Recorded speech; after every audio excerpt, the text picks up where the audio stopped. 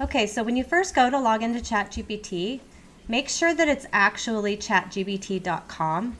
There's a lot of copycats out there right now that have a similar logo, so just make sure you're at chatgpt.com. You'll want to use your AI only email. We talked about this in our AI safety video, that it's just best to run all your AI through a separate email that's different from everything else that you have. So once you start your login process, you'll enter your name and your date of birth. Once you make it through your login process, you will see a screen that comes up somewhat like this. It may come up with a placeholder text, and if it does, you can just click the 3 buttons and hit delete, and then you can start with a fresh new screen. Basically, going to run through the navigation panel with you. This ChatGPT button will return you back to chat. So if you're off doing something else in, say, library or projects or whatever, this will return you back to this main home screen. You can collapse your navigation menu just by doing that, or you can open it back up. I really highly recommend that you consider chat topics, for example, because each chat topic kind of can build upon itself. So you want to stay in the same realm of what you're talking about. For example, if we wanted to say, provide me a summary on World War I. It gives us the dates, it gives us everything on World War I. So we definitely want to not talk about dogs in this subject. So say we wanted to say, now bring in World War II. And now it's going to start summarizing these different wars. When you get this chat going, I really recommend that you keep this up to date, because otherwise it makes it a little bit harder to find topics that you've discussed once you've done a whole bunch of chats, and they could be 40 chats down and you want to bring it back up. It's easier just to scan and find. You can use the search function, and I'll show you how to do that too, but it's easier to find. So because now we're not talking about just World War I summary anymore, I would rename it and say World Wars, or whatever you want to call it. And then if you wanted to start a new chat, say you want to learn about chinchillas. You have no idea what a chinchilla is, but everybody's talking about chinchillas. Tell me what a chinchilla is and what region it's from. How do you keep them as pets? So it will go through that. Now it's going to talk about chinchilla care and origin. I would just keep that in mind, that you want to keep these as organized as possible. I learned that the hard way. The first 100 chats I had were absolute mess, and then I would start talking about something else in another chat. So I don't recommend doing that. You also have the search chats function that can be useful once you have a whole bunch of chats running. And then up here, with this ChatGPT pull down button, if you have an upgraded version, which I highly recommend, you get a lot more usage, you get a lot more functionality out of ChatGPT. So I highly recommend that you upgrade if you're building the business with my book. If you don't know what I'm talking about, go down to the description below and it will give you the link on the book that I'm talking about. It's called the ChatGPT Business Method, and it basically runs you through how to build a business from start to finish using ChatGPT with appropriate prompts and stuff that you need, as well as not just learning to use AI, but also learning to build a business if you've never built a business before. It's also very geared towards people that want to bring their existing business into this new AI world. It's really geared towards beginners, the late millennial, Gen X, boomer generation, really detailed and step by step.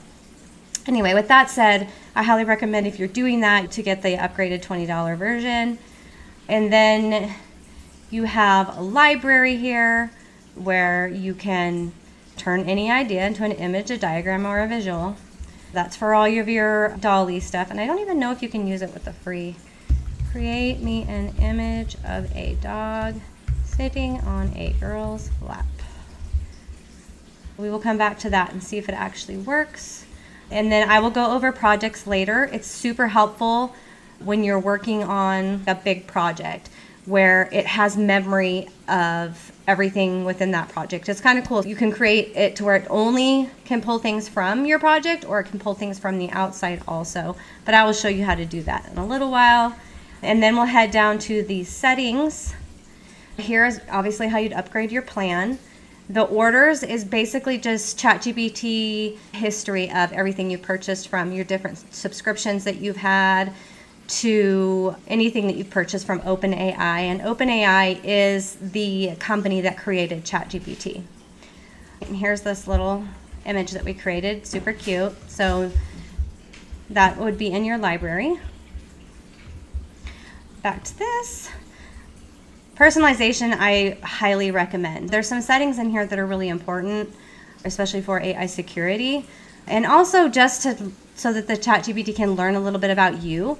And the custom instructions, additional behavior style. If your writing is in a very soft tone, then you could put that in here. You could tell it if you're humorous, you like to put a lot of satire and humor in what you write and how you talk to the AI. Those are the kind of things that you can put in here, and it gives you some examples. ChatGPT will call you whatever you want it to call you. You can put in your occupation. I'm a civil engineer. If I put civil engineer there, then it knows that it can talk to me in things that may be a little more complex mathematical concepts or such.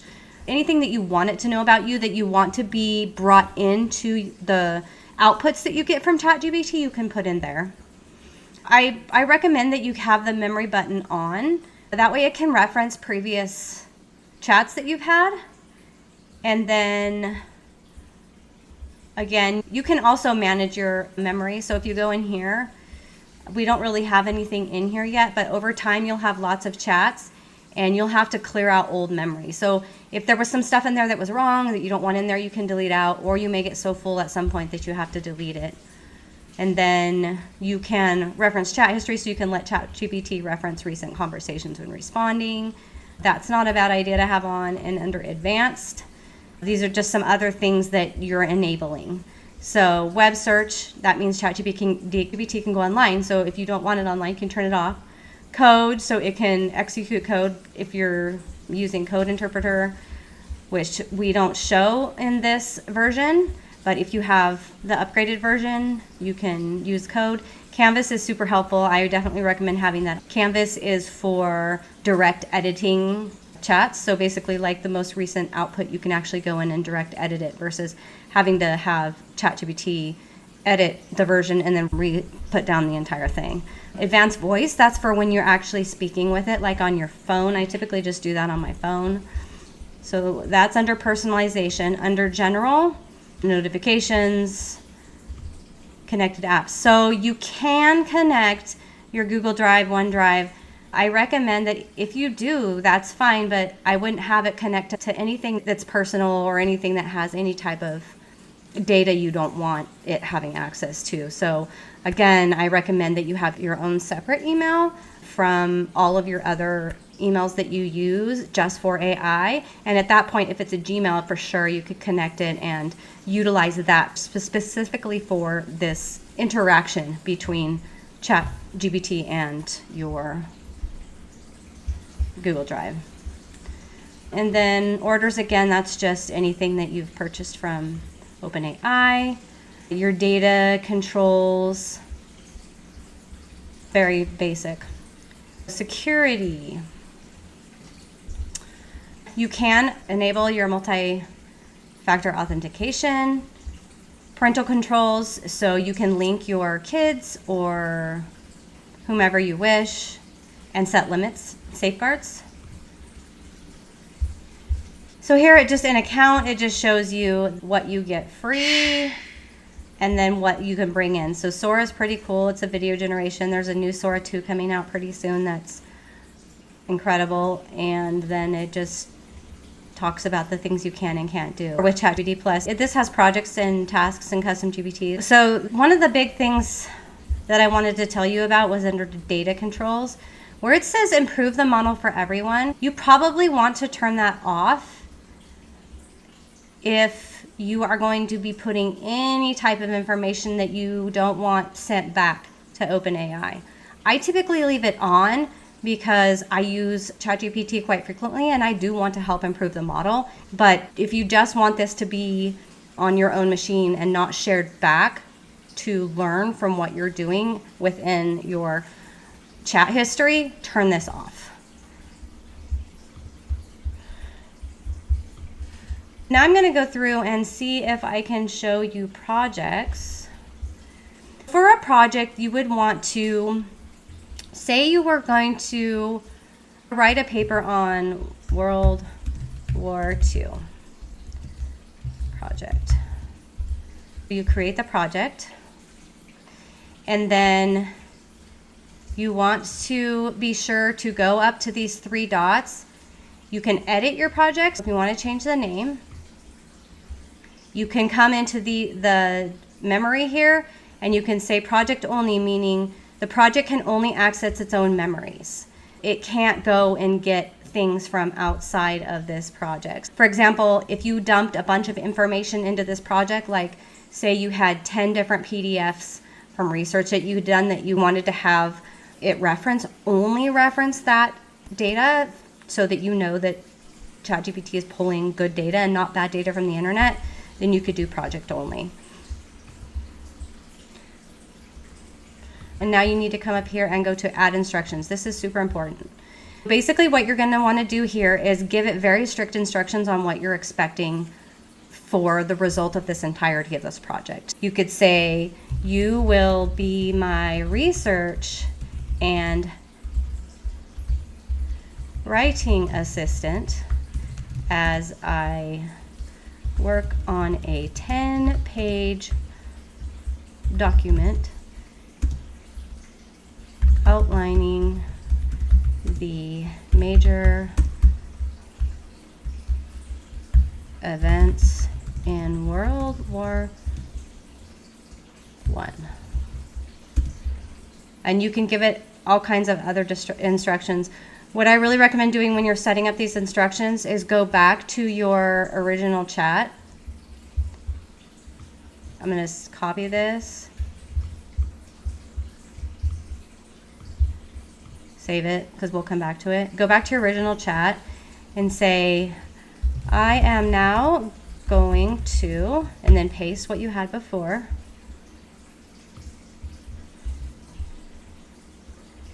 Make a 10-page document on World War II. Create me a prompt for my project. I want this project ChatGPT to be my research and writing assistant as I work on. It says create me a prompt for my project. So now it knows, okay, so it's going to create you a prompt for your project. Great, here's a ready to use prompt you can give me. So you are my research and writing assistant. I'm creating a 10-page document, and it just goes on and on and on. It says help outline this, provide in-depth research for this. So all you're going to do is come in and copy this, go back to your project, come up here to the three dots, edit your instructions, and then we'll just paste that right over. And as you're working through your project, if it's not getting you the output you want, you can just go back into your instructions and say, hey, I want it in a tone that's very sensitive to the event. If it seems like that the tone is coming out a little too abrasive or matter of fact. So that's how you use a project. And the cool thing about a project is you can add files, like I said, so you can bring in images, you can bring in any documents that you might have saved that you would like to reference. And you just drag them all into here. Either drag them into here or you can add files and go find them on your computer. So that's pretty much it for projects. One thing to mention is you can have a bunch of different chats within your project. So say I first want to discuss how the war kicked off. So it will go over, how it kicked off.